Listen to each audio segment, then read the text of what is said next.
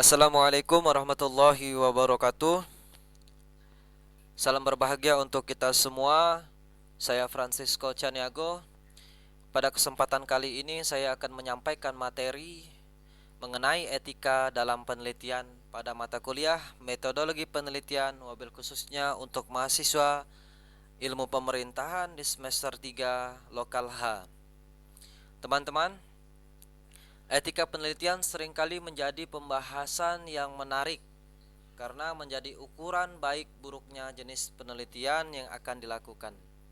Oleh sebab itu teman-teman perlu adanya pemahaman yang mendalam tentang etika penelitian yang sesuai dengan prinsip, kode etik, serta standar etik.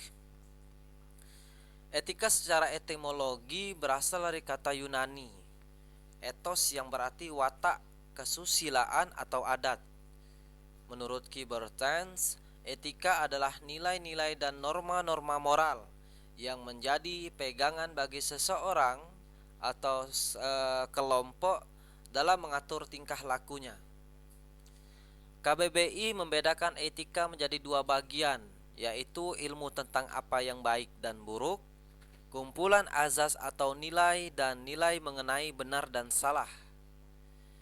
Dengan demikian teman-teman, dapat disimpulkan bahwa etika ilmiah dan penelitian ini adalah suatu kegiatan yang bertujuan untuk memperoleh fakta-fakta dengan menganalisis data secara sistematis dan sesuai dengan nilai-nilai dan moral-moral yang berkembang pada masyarakat dan menjadi pegangan bagi seseorang atau kelompok dalam mengatur tingkah lakunya dalam melakukan penelitian ilmiah. Teman-teman, prinsip etika penelitian, ada beberapa prinsip yang perlu diperhatikan dalam sebuah penelitian.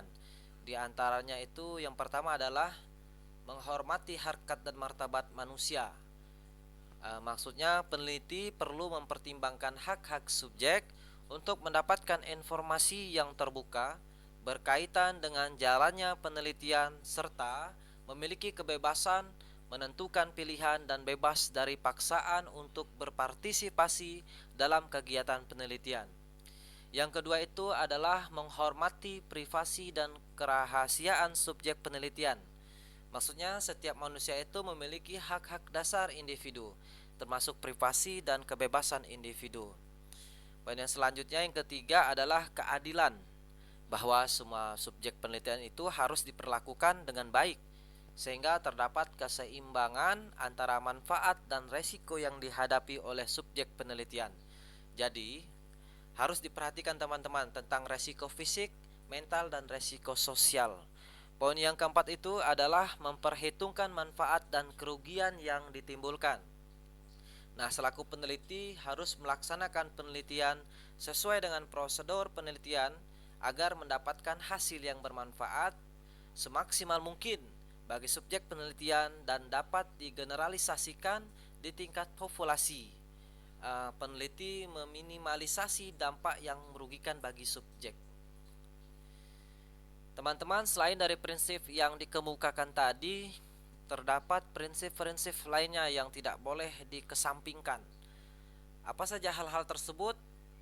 Yang pertama itu teman-teman adalah plagiarisme dan manipulasi di dalam penelitian. Maksudnya teman-teman, kita tidak mengutip sebagian ataupun keseluruhan dari isi referensi yang menjadi panutan, sekaligus memanipulasi rancangan penelitian hingga titik akhir dari penyelesaian penelitian yang dijalankan menjadi prinsip yang harus selalu ditekankan untuk setiap peneliti.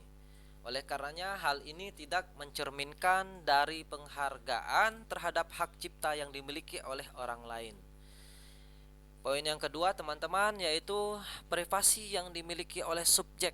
Maksudnya dalam melakukan proses penelitian tentunya dibutuhkan bantuan subjek untuk mencari kebenaran dari objek yang akan kita teliti, khususnya untuk orang-orang atau lapisan masyarakat tertentu. Teman-teman, terkadang beberapa subjek lebih memilih untuk tidak diberitahu identitas aslinya karena hak privasi yang dimiliki. Nah, kita selaku peneliti ataupun sebagai peneliti harus mematuhi hal tersebut sebagai bentuk menghormati hak milik orang lain. Ada juga di sini kode etik dalam penelitian. Kode yang pertama itu adalah peneliti membaktikan diri pada pencarian kebenaran ilmiah untuk memajukan ilmu pengetahuan, menemukan teknologi, dan menghasilkan inovasi bagi peningkatan peradaban dan kesejahteraan manusia. Dengan demikian, peneliti harus menjunjung sikap ilmiah. Apa itu sikap ilmiah? Yang pertama adalah kritis. Maksudnya yaitu pencarian kebenaran yang terbuka untuk diuji. Yang kedua adalah logis, yaitu memiliki landasan berpikir yang masuk akal dan betul, dan maksudnya bisa juga dikatakan yang benar. Yang ketiga adalah empiris, yaitu memiliki bukti nyata dan absah, dibuktikan keabsahannya, keasliannya. Terus teman-teman, adapun tantangan dalam pencarian kebenaran ilmiah ini adalah yang pertama itu kejujuran untuk terbuka diuji kehandalan karya penelitiannya yang mungkin membawa kemajuan ilmu pengetahuan, menemukan teknologi, dan menghasilkan inovasi.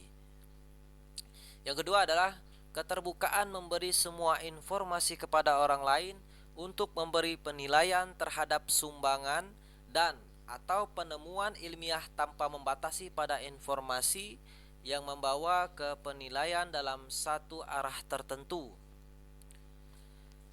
Kode yang kedua, peneliti ini harus melakukan kegiatannya dalam cakupan dan batasan yang diperkenankan oleh hukum yang berlaku, bertindak dengan mendahulukan kepentingan dan keselamatan semua pihak yang terkait dengan penelitiannya, berlandaskan dengan tujuan mulia berupa penegakan hak-hak asasi manusia dengan kebebasan-kebebasan mendasarnya. Tentunya harus dipastikan bahwa kita tidak berkeberatan jika kita berada pada posisi sebagai responden. Dengan demikian perlu kita buat aturan seperti seperti ini. Kita sebagai peneliti bertanggung jawab untuk tidak menyimpang dari metodologi penelitian yang ada. Yang kedua itu pelaksanaan penelitiannya mengikuti metode ilmiah yang kurang lebih baku dengan semua perangkat kebenaran, metode, dan pembuktian hasil yang diperoleh. Kode etik yang ketiga itu teman-teman, yaitu peneliti mengelola sumber daya keilmuan dengan penuh rasa tanggung jawab, terutama dalam pemanfaatannya, dan mensyukuri nikmat anugerah tersedianya sumber daya keilmuan baginya. Selaku peneliti berbuat untuk melaksanakan penelitian dengan asas manfaat. Asas manfaat ini diantaranya teman-teman yaitu pertama, hemat dan efisien dalam penggunaan dana dan sumber daya. Yang kedua, menjaga peralatan ilmiah dan alat bantu lain, khususnya peralatan yang mahal, tidak dapat diganti dan butuh waktu panjang untuk pengadaan kembali agar tetap bekerja dengan baik. Yang ketiga adalah menjaga jalannya percobaan dari kecelakaan bahan dan gangguan lingkungan, karena penyalahgunaan bahan yang berbahaya yang dapat merugikan kepentingan umum dan lingkungan. Baik, mungkin itu saja teman-teman yang dapat saya sampaikan. Kurang lebihnya saya mohon maaf. Wabillahi taufiq wal hidayah. Assalamualaikum warahmatullahi wabarakatuh.